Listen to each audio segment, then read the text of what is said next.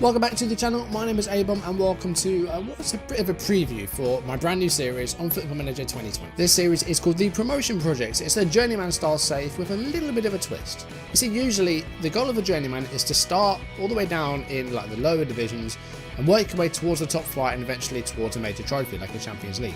However, the Promotion Project will see us stay pretty much at the same level throughout the series as we aim to achieve as many promotions as possible with several different clubs.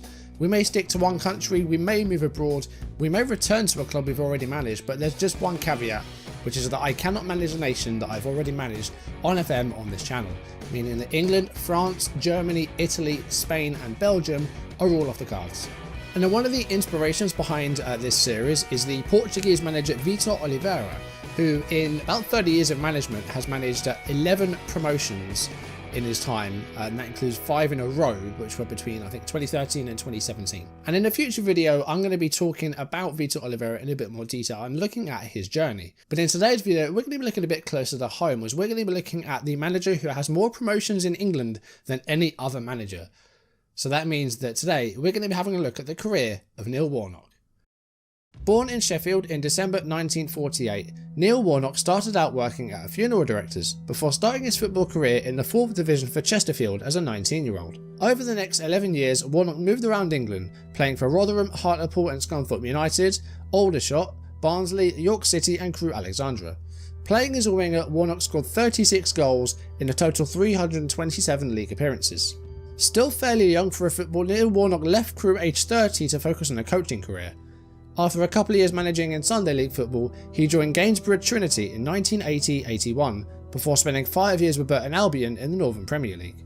It was at his next club that Neil Warnock won his first promotion as a manager, taking Scarborough from the Football Conference to the Football League in 1986, becoming the first to do so in this way, as previously the only way to get promoted to the Football League was to apply via the re-election process. In late 1988, Warnock moved clubs again, joining Notts County in the 3rd Division.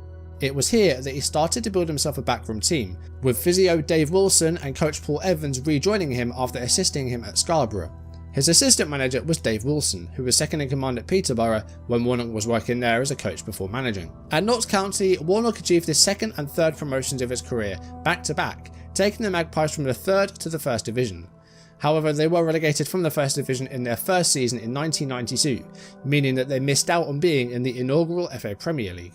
Warnock was sacked in January of 1993.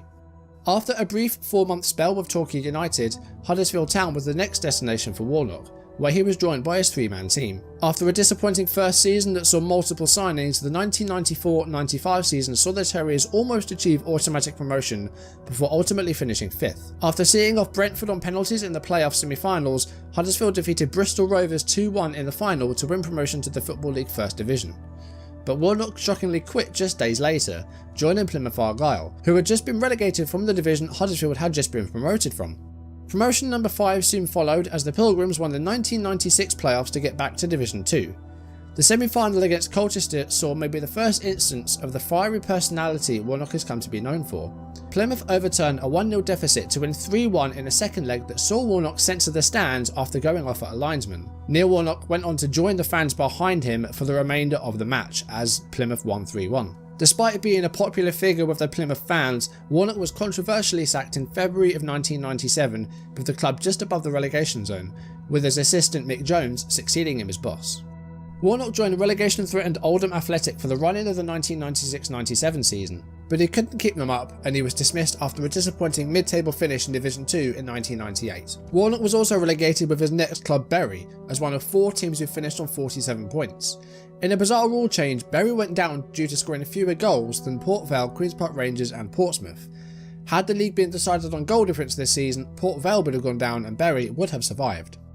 In December 1999, Warnock joined his boyhood club Sheffield United, enjoying his longest tenure with any club. After 3 mid-table finishes, 2003 saw Sheffield United reach the Division 1 playoffs, whilst also having a good showing in the domestic cups, reaching the semi-finals of both the League Cup and the FA Cup. However, for the first time in his career, Warnock lost a playoff contest, as Sheffield United were beaten 3-0 by Wolverhampton Wanderers at Millennium Stadium. After 2 8th place finishes in 2004 and 2005, Mick Jones returned to Warnock's side, and success followed as the Blades won promotion to the Premier League as runners-up behind Reading. The 2006-2007 Premier League season saw United go straight back down to the Championship, with controversial moments in the final day. The last day of the season saw the club lose 2-1 to Wigan, with David Unsworth, who played for Sheffield United at the start of the season, scoring the winning goal for the Latics from the spot. At the same time, West Ham United defeated Man United 1-0 at Old Trafford, with Carlos Tevez scoring the goal. Tevez was the centre of a row over his registration with West Ham, due to his contract being partially owned by a third party, which led Sheffield United to seek damages for their proclaimed unlawful relegation. Controversy continued on the final day as actor and well-known Blades fan Sean Bean burst into Warnock's office, bringing his wife and son to tears in a foul-mouthed tirade, presumably with him saying bastard a lot. Scots bastard. You fat bastard.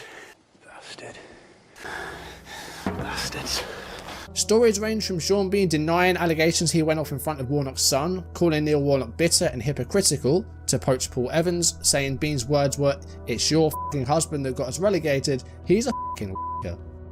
Following relegation, Warnock resigned from Sheffield United, joining Crystal Palace in October of 2007. Youth development helped Palace turn possible relegation to League One to promotion contenders in the Championship. Warnock reached yet another playoff, but Palace lost to Bristol City in the semi-finals, with Hull winning the final. They performed well the following season, but financial trouble saw them placed in administration in January 2010, and a 10-point deduction followed. Warnock was let go by Palace after saying he didn't have the stomach for the fight to save the club. In March, Warnock joined Queen's Park Rangers on a 3.5-year deal, helping them achieve a mid-table finish. Thanks to an impressive season from Adel Taarabt and a takeover by Tony Fernandes, Warnock won his next promotion the following season, with Queen's Park Rangers topping the Championship almost the entire season. The Hoops avoided relegation in 2012, playing their part in the incredible scenes of the final day, where they fell 3-2 to Manchester City, with them winning the league title.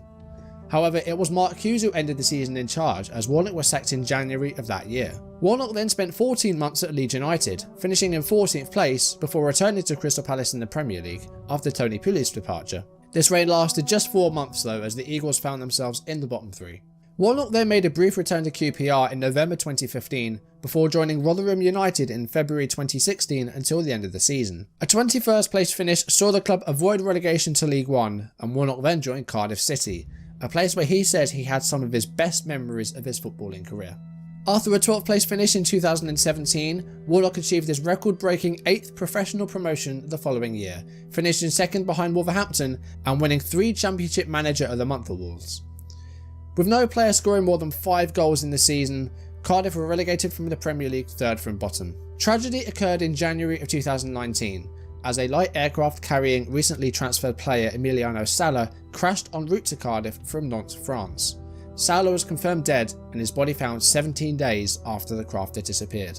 Disputes are still ongoing between the payment between Cardiff and Nantes. Neil Warnock left Cardiff in November 2019, but left behind an often memed moment. On the day Cardiff were relegated, their final home game of the season, Warnock noticed the TV camera before kickoff and decided to square up to the camera in a Liam Gallagher-esque manner. Warnock has never been short of a word or two in over half a century in the game. Listen to his words on El Hadid Youth after he injured and then mocked Jamie Mackie. Telling him, what he thinks of him, he's calling him all sorts. I mean, it's just a disgrace. I'd call him a sewer rat, but I don't think he's as good as that. I think that's insulting sewer rats. He's also known for other quotes, such as, "The 2 managers that I really dislike are Stan Ternent and Gary Megson. The old saying that I wouldn't piss on them if they were on fire applies." And on a touchline dispute with Phil Thompson during a League Cup match with Liverpool, "You can f*** off, Pinocchio," I said. "Get back in your f***ing cupboard." Neil Warnock may be a polarising figure in football, but one thing is for sure, there's no one better in this country at gaining promotion. So there you have it. England's best manager at winning promotion. Like I've said, it's a controversial figure. You may disagree or agree with things that he says. You may like him or dislike him, but I mean, his record speaks for itself. 8 promotions in his career. And next time, we're going to be looking at Vitor Oliveira, the Portuguese manager who got 11 promotions in his time, 5 in a row. And hopefully we can try to match that record in our save. I'm not sure where I'm going to be starting yet. I haven't decided. I may start unemployed and try and find a job. I may start in a nation. With a specific club, I don't really know what to do yet. Options are starting in Portugal, where Oliveira managed. You've got teams in the second division like Leixões. Casapia could be a good one to do. They've just come up from the below division, I think, though, so maybe that's going to be a bit difficult. Netherlands, you've got teams like Go Ahead Eagles in their second division. You've got NAC Breda. Then you've got Excelsior down there as well, and there might not even be a second tier. We might even go lower. I'm not quite sure yet. Scotland's another option as well. I've never managed in Scotland, so there's plenty of options out there. But if you have any suggestions, then do let me know in the comments. I'm not going to be recording it for another few days. I'm going to be starting it probably in the next week. I'm not quite sure, but I haven't decided where I'm going to start yet. But yeah, that's been a bit of a retrospective of the career of Neil Warnock. Bit of a case study, if you like, for this series, just to see what sort of managers we're up against if we're looking for all these promotions. But if you enjoyed it, do drop a like down below and leave comments. If you haven't done so already, or if you're new, do consider subscribing and turning on notifications. As I said, next video we're going to be looking at Vitor Oliveira, having a look at his career. Maybe not in so much detail because it's a bit harder to find info about him, but we know what clubs he managed at, but it's just not a great deal of details about who they beat, and I doubt he's had a famous actor burst into his office and make people cry like Sean Bean. But yeah, we're going to be looking at him next time. For now, thank you for watching, and I will see you soon. Goodbye.